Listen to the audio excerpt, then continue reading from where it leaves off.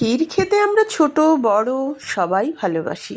কয়েকদিন ধরেই আমার মেয়ে শুধু ধরেছে, মা একটু ক্ষীর করো, আর ক্ষীরের পাটিসাপটা। এখন যেখান থেকে গরুর দুধটা আনা হয়, দুধটা কিন্তু বেশ সুন্দর। দুধটা অনেকটা মেরে নিয়ে তার মধ্যে দিলাম সামান্য চিনি, আমুল দুধ, আর যে নারকেলের পুর আমার কাছে করা ছিল তার থেকে অল্প একটু। তারপর সেই মিশ্রণটা আরও একটা মরে যাওয়া দুধ, দেখেই বুঝতে পারছেন রঙটা কেমন হয়েছে।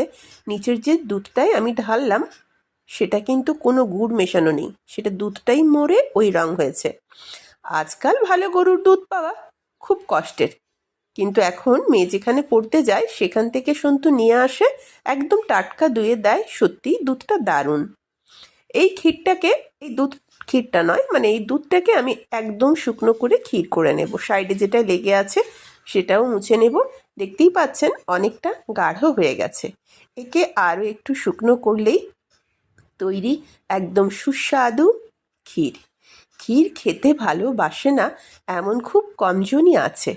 এই ক্ষীর যদি আমরা রাবড়ির মতো করেও খাই তাহলেও কিন্তু ভীষণ ভালো লাগে। ক্ষীরটাকে একদম শুকনো করে দিয়ে বাটির মধ্যে তুলে নিলাম। দেখতেই পাচ্ছেন আহা হা কি লোভনীয়, জিভ দিয়ে যেন জলই আসবে। এবার ক্ষীর তৈরি হয়ে যাওয়ার পরে একটা বাটিতে ময়দা, আমুল দুধ, চিনি, নুন আর গরুর দুধ দিয়েছি সামান্য, আর জল দিয়ে একটা মোটা করে বেসনের মতো আগে মেখে নেব। তারপরে অল্প অল্প জল দিয়ে তাকে এই রকমভাবে পাতলা করে নেব, কারণ প্রথমেই একদম জল দিয়ে পাতলাটা আমি করব না। এবার তৈরি করে রাখা এই ক্ষীর দিয়ে হবে আমার পাটিসাপটাগুলো। হালকা তেল দিয়েই আমি ছোট ছোট করে পাটিসাপটাগুলো আজকে বানাবো। সেদিন নারকেলের পুর দিয়ে যেমন বড় বানিয়েছিলাম সেরকম করব না। মেয়ে বলল, মা একটু ছোট্ট করে দাও, তাহলেই ভালো হবে। আজকেও সেই চেয়ারে বসেই রান্না, কিন্তু ব্যাস কিছুগুলো এরকম করে ভেজে নিব।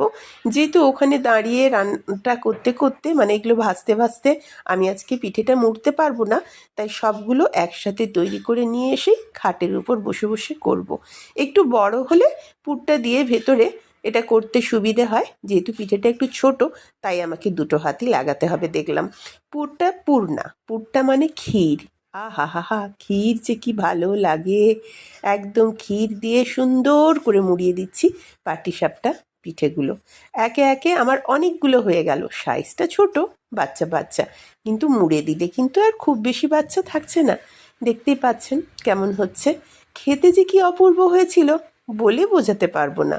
ক্ষীর 2 দিন এমনিই খেয়েছি, আর 3 দিনের দিন ভাবলাম একে পাটিসাপটা করে খাই। ক্ষীরের পাটিসাপটা খেয়েছেন নিশ্চয়ই, পুরের তো অনেকে খেয়েছেন। এইভাবে একবার খাবেন, জমে যাবে।